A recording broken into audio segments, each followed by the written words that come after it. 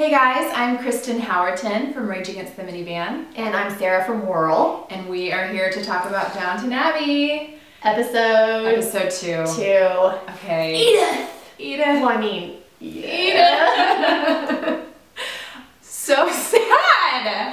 So poor. Why? Julian Fellows, why? Why? I mean, why? I mean, first, she cannot get a break. Because first of all, she's a beautiful girl, but she's got the hot and way hot sisters. Way hot sisters. Yeah.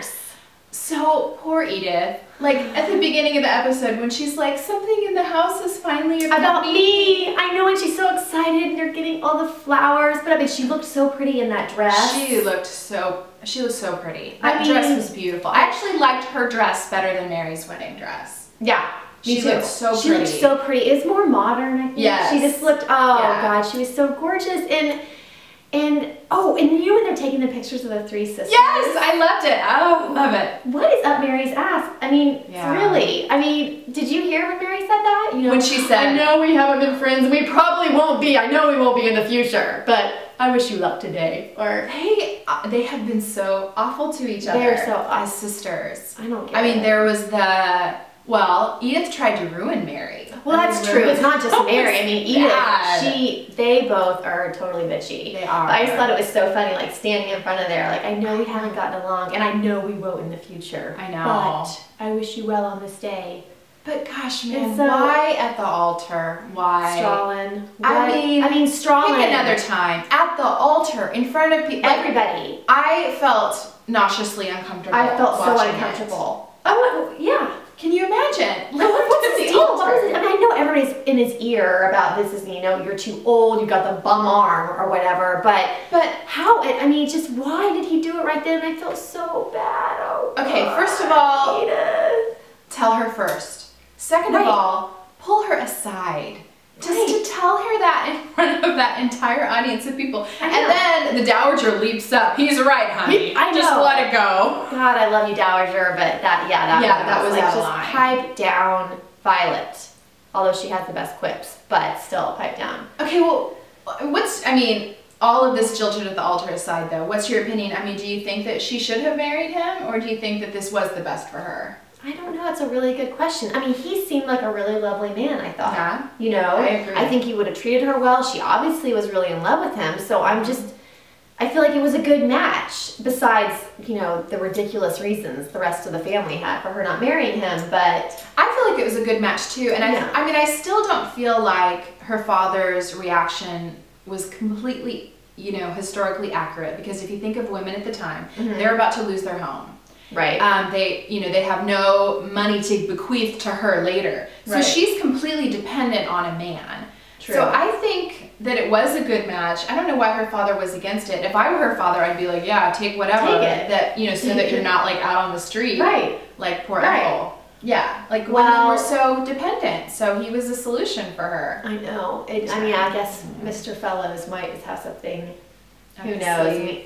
Hopefully something good happens to Edith. Hopefully she gets a hottie. Yeah, she needs a hottie. She needs a hottie. Yeah, she deserves hottie. So what else happened?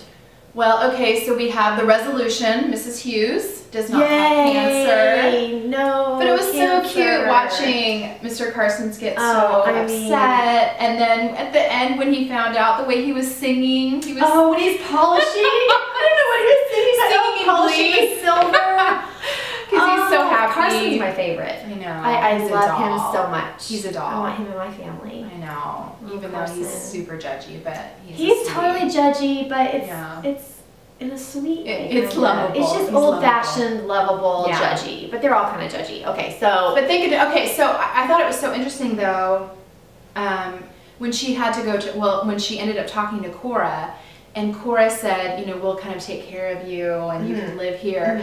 I mean, again, just an example of how in this time, like these servants, you know, are at the mercy of whoever employs them. And like, if she hadn't had a kind employer, she could have just, died in a shack alone? I guess so. That's the way I feel like that plot line and then Ethel really punctuated, how cruel the world could be to these people. Like if they lost their employment, they were just totally down and out. they're done. Totally desperate. Yeah. So. Yeah, and then Ethel, poor Ethel, trying to, you know, get out of her. I love how they won't say prostitution. They don't have other words for it. What's the word? I can't She's in a bad way. She's in a bad way. Or I think she said that she's turned out, or she's, Oh, all these funny Ethel. words dancing around. I know, so that's an interesting storyline.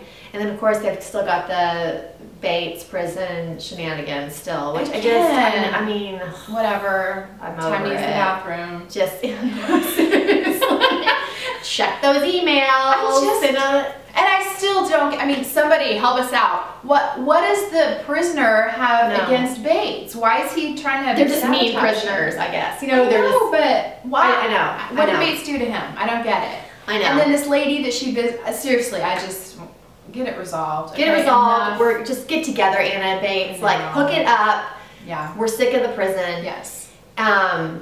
The letter from Reggie, which I think Reggie's a really interesting name for that time. I wouldn't have ever guessed that Reggie was a popular name in 1920s England, but it must be Reginald, short for Reginald. Oh, but still, even if they would say Reggie, do they have nicknames? I mean, they seem so proper. Yeah. Okay. Anyway, because like you didn't even know him, but they call him Reggie. Whatever. Sorry, sidetracked. But I mean, Matthew, get off your high horse and open the stupid letter, you freak. And I'm killing me. Mary. She opened the letter. She opened the letter. Right. And read it. And then he thought maybe she wrote it. Oh, right. Which I would have thought too, actually. I'm glad she opened it, obviously. Yeah. I don't know if really that was the right thing to do, but I'm glad she did because wee. Well, seriously. But he was killing me in this episode. There was a point when they were discussing like the demise of all the servants. Right. They wouldn't be able to keep them on, and what are they going to do? And Matthew's just sitting there, like calmly listening, like, yes, well, I know. Like, Matthew, why can't you split the money, okay? You want to give it away, like, keep a little bit. I mean, why is it so all or nothing? Like, I'm going to give it all away. Keep a little, help out the family. These servants are like charity cases too. Like, you're just going to put them all out on the street. He, self-righteous. Self-righteous. Thomas O'Brien. Oh my word. It is like evil against evil. Yeah, he's sabotaging her. And then at the end when she said something like, I don't know when, and I don't know how, but I will pay you back. Oh my gosh. Yeah. So dramatic. So I thought it was a good episode. I did too. Oh, and then they picnicked. Oh, they picnicked at Downton Place. Hilarious. They picnic at Downton Place, which in my mind, as they're speaking of it, I'm thinking it must be just like a little country house. Oh yeah, it's a freaking mansion. I know. It's huge so mansion. Sad if they have to move there. Yes, and they're talking about how crowded. Yeah, how crowded it would be. Whatever. So lame. I know. Lame. Oh, and then she's like, Violet's like, where am I going to live? And he's like, well, we still own half the village. Oh yeah.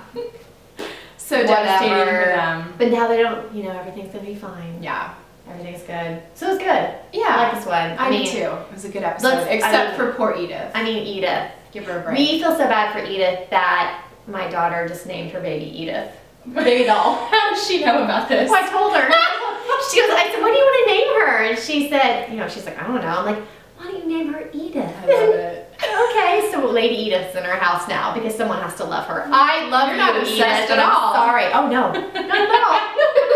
That's totally normal. All right, so what did you all think? I want to hear about this. What do you think about the wedding, everything else? Yeah, do you guys think that she should have married him? Do you think it was a good match, or do you think he did her a favor? We want to know. We want to know. All right, see you guys later.